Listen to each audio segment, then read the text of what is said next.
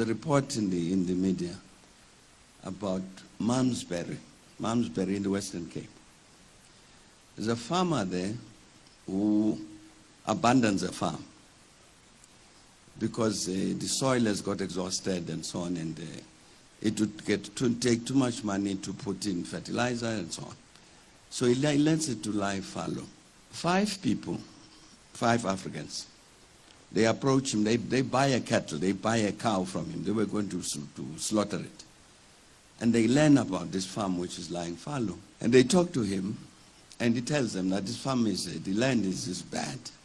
So I really have to leave it there, and well, I'll see about it tomorrow. So they say to him, but can we use it? So he says, but I told you, the soil is exhausted, you can't. So they insist, they say no. Then he says, okay, you can use it. So they take the farm, and they've been announced the South African Farmer of the Year in the Western Cape. It's 5 Africans. And to show the pictures, the vegetables have grown, and they say the trick was to use manure.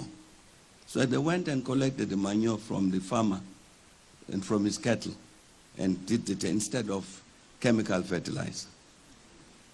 And the farm is thriving. Now, that's a good story to tell. Yeah. Because it's Africans. But it's Zimbabweans. It's not any South African who went to the farmer to say, can I use your farm? But the Zimbabweans did. Because Zimbabweans have got a very different attitude to land. That's why you find here many, many times, you get the land settlements. People make land claims. They get the land. Instead, they say, no, rather than take the land, give us money.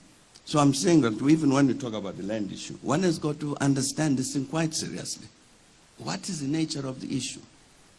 Isn't urban land the more urgent issue in the country? It may very well be, rather than agricultural land. If you look at the record of the land claims that have been settled over the last 22 years, you will find that in the majority of cases, the people who win the claim, they prefer to take the money rather than keep the land and work the land. That's the reality of South Africa. The Zimbabweans have got a very, very different attitude towards land from what our people have.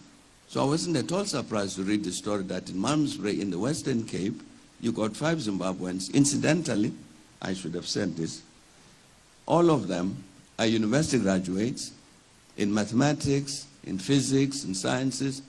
They are teaching at schools there, and they do the farming over weekends. This is the objective reality of our country.